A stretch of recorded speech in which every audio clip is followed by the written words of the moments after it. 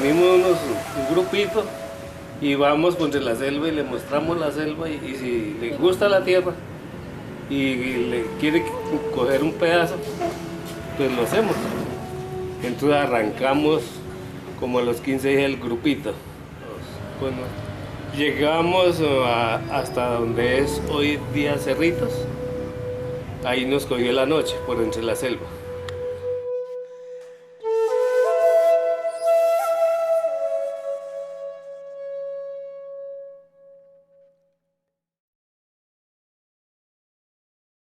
Veníamos solamente por pescar y por empezar a hacer rocería, ¿sí? Por empezar a hacer los primeros semilleros de toda cosita. Cada uno traíamos un colino de plátano, el otro 2 semillas de yuca, el otro una semilla de caña.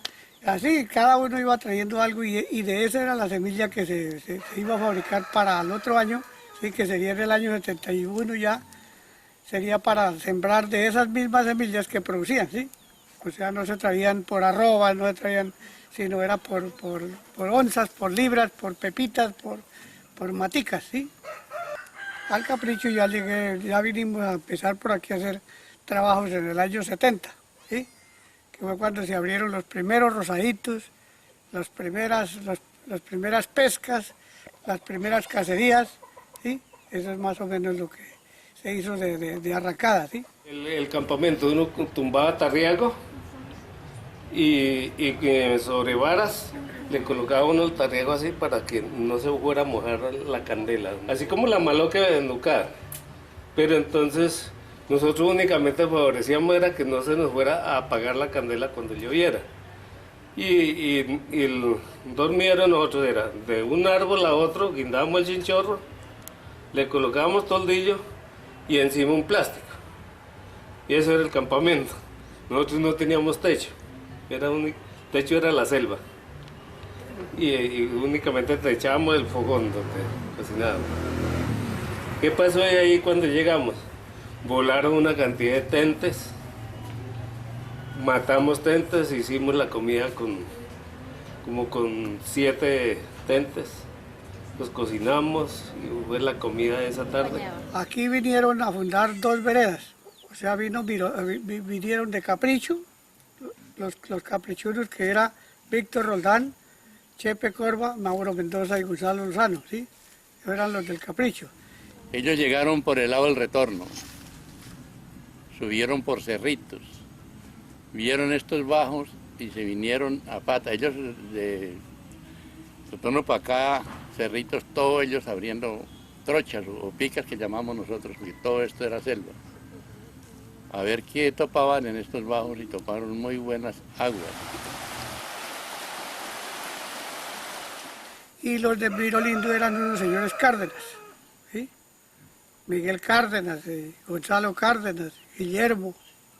Ese era el grupo que venía y fundábamos Capricho y íbamos, entre ese grupo le ayudábamos allá y acá, ¿sí?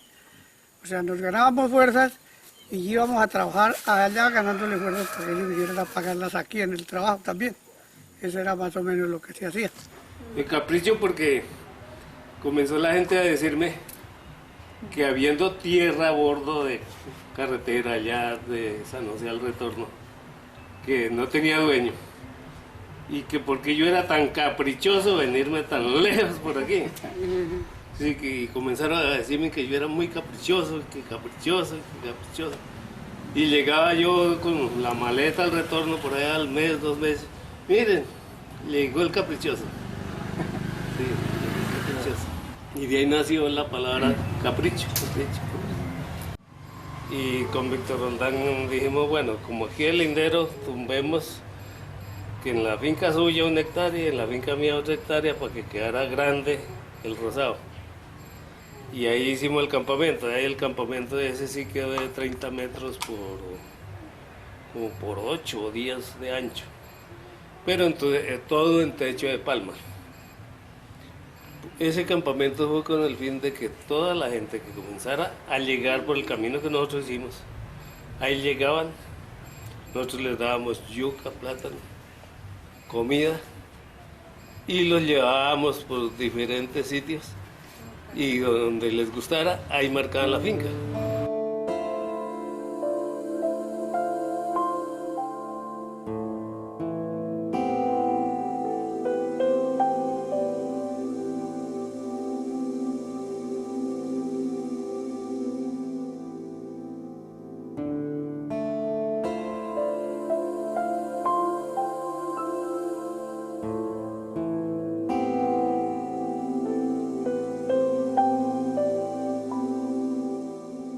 Pues el cerro sí lo vimos, fue ya como a los... No, el cerro sí sabíamos del cerro, pero no lo veíamos porque la montaña era tan grande que no se veía, ¿sí? Pero nosotros subíamos apenas subimos al cerro, nos le medimos al cerro y lo conocimos por debajo de la selva, ¿sí? Sin haber picas ni nada, sino que el Víctor Roldán era muy vaquiano para la selva. Llegaron en plena selva y cuenta mi papá, porque yo no, que pues llegaron al lado del cerro, y se amañaron ahí y se ubicaron ahí. Y él precisamente dijo, este es lo mío y acá es mi sitio y acá es donde yo voy a fundar. Y ahí se fundó. Víctor Roldán, él tenía 5 años más que yo. Llegamos, miramos esto lleno de dantas, cajuches, venados, saínos, micos de todas las especies, había pavas, panjuiles, longuas, bueno, cacería, cualquier cantidad de eso. Nosotros nos tocaba comer un pedacito de yuca y un pedacito de plátano y hacerlo alcanzar y comer harta carne. Entonces había abundancia de carne y pescado. Entonces la remesita nos tocaba tasarla y comer cacería todo lo que pudiéramos. Él se dio vio como la visión más bien por el agua. Al cerro le caen varias cañadas, bajan y atraviesan por la finca. Fuera de eso pasa un caño grande que es el caño Capricho, que también atraviesa toda la finca. Y baja otro caño por el cerro que se llama Orocio, que también baja por otro costado de la finca. Él decía, yo aquí me hago ahorrar kilómetros de cerca, pues porque por los caños le iban a servir a él de cerca, no iba a tener que establecer potreros, ni establecer cerca, ni traer alambres. Yo creo que fue como la visión que tuvo él de quedarse ahí en ese momento y de quedarse en ese momento en el cerro. Les brindaba mucha cacería, mucha marisca, mucha carne y les brindaba también agua que de pronto él veía que había por cantidad. Nosotros comenzamos a ampliar el lindero de Víctor Roldán y Julio Roldán acá. Y preciso dimos al cerro con el lindero. Nos subimos el cerro con la pica y nos dimos de cuenta que era alto. Entonces dijimos, no, este cerro es muy lindo acá. Comenzamos a descubrirle los cañitos, los nacimientos de agua, esos árboles frondosos, esa cantidad de venados aquí en el cañito este de bordo de cerro, era venado de cerrojo, y eso era por manadas, hartas. Por ahí unos 3 años o 4 años después, por ahí en un año 74, ¿sí?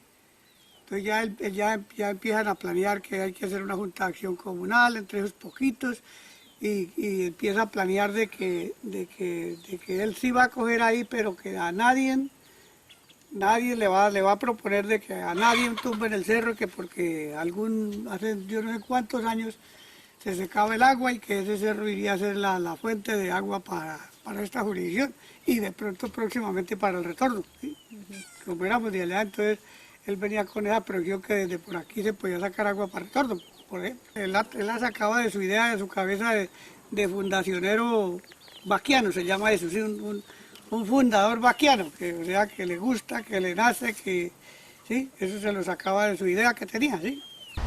Siempre estuvo metido en su cuento de hacer su pueblo, de dirigir la Junta de Acción Comunal, de participar en todas las cosas que fueran para el pueblo que estaba formando, en ese momento se estaba formando, inclusive el Capricho se formó dentro de la finca de nosotros.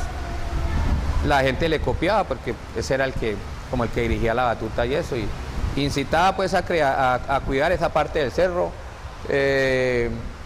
Peleaba mucho con las personas que ya iban mucho a cacería, iban en un fin de semana y traían 4 o 5 lapas, se perdían a veces, mataban una o dos dantas, que también eso era, no miraban, como había tantos animales, no miraban que algún día se podía acabar. Muy nombrado en el Capricho, don Víctor Roldán. Él era muy cuidadoso también sobre el tema de las aguas. Él nos advertía que ojo con descumbrar tanto, que cuidar los nacimientos, las cuencas, todo eso, protegerlas, arbolizarlas, sembrarles especies de árboles como cafetero, bueno, hay muchos helechos, bueno, muchos para cuidar el agua.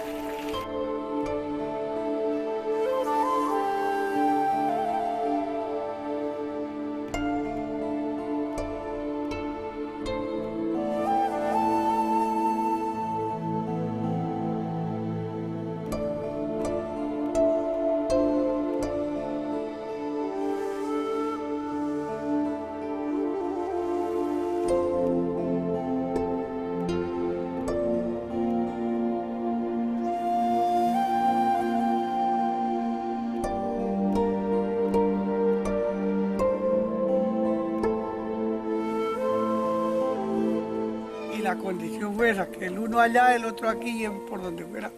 Entre esa gente íbamos a cuidar el cerro, ¿sí? Y esa sí es idea de Víctor Roldán, eso es una idea de él. Y es que porque él había leído tal vez en alguna parte de los libros que entre 50 o 100 años iba a secar el agua. Esa era la nota que él tenía. Entonces, a ver, no le digo que a veces decía uno que el hombre era loco, que estaba loco, mentira. Él leía sus libros y en algunos libros le sacaba esas conclusiones, ¿sí? Y ahora la estamos viendo que sí es verdad, ¿sí? Porque hace cualquier 40 años y están hablando que se está secando el agua por partes. Entonces, sí tenía razón de lo que estaba diciendo. No era que era chiflado como nosotros le decíamos, ¿sí? Entonces, pues, él se llevaba la idea de que él sabía más y era el que sabía más que todos, ¿sí? Y comenzamos a colocar a la gente que se comprometía a no tumbar la colina, los fuimos colocando alrededor de la colina, con la condición de proteger esa colina. Porque así nos reuníamos y decíamos, el cerro no hay que dejarlo descumbrar, porque lo llamábamos nosotros descumbrar, protegerlo. Porque si nosotros no hubiéramos hecho eso, este cerro no existiría, pero sería solo pasto en las lomas, estaríamos sin agua. Ya uno ve que lo que se ha descubierto, los caños se han secado, ¿sí? Entonces, pues ya, ahora sí ya se da cuenta uno a través del tiempo, da uno cuenta que sí es cierto que toca dejar nacimientos, cuidar todos los nacimientos del agua para que no se seque el caño, ¿sí? Entonces eso era lo que la gente también llegaron y tomaron conciencia, dije que no descumbraran tanto porque íbamos a quedar mucho secos sin agua con el tiempo. Nomás este caño de caracol, que le dicen nombre caracol, es un caño grande. Pero por la parte de Triunfo 2 y Triunfo y para arriba, Tres Tejas, todo eso lo han escombrado. Les hacía como tener como la cultura de decir, bueno, esto se va a acabar, el agua se va a acabar algún día. Hasta hace unos 3, 4 años, nosotros disfrutábamos de mucha agua. Nosotros desperdiciamos el agua y toda la vaina y nos podíamos bañar 5 o 6 veces al día con el acueducto que teníamos en las fincas. Hoy en día, los veranos que han hecho, de 5 años tal vez para acá, que han sido tan intensos, el agua se ha escaseado. Lo hemos cuidado nosotros, aquí no ha venido ningún CDA, no ha venido nadie a cuidarlo, lo hemos cuidado nosotros. Pero en sí, ya está viniendo gente que, que roce, que multas, que eso, entonces pues menos irá a pasar, ¿sí? Menos irá a pasar que lo vayan a tumbar, ¿sí? El pensamiento de nosotros era que ojalá en esa colina tuviéramos dantas, venados, cajuches, de todas las especies de animales que hay en estas selvas del Guaviare. Y que nuestros hijos, nuestros nietos supieran cómo era esto aquí, cómo es una selva, porque en Boyacá eso era selva y ahora no hay árboles porque todos lo destruyeron, todos lo tumbaron. Y nosotros siempre el pensamiento era conservar esa colina para surtirnos de agua al caserío y que conserváramos la fauna para que el futuro la gente supiera la fauna que existía en el Guaviare.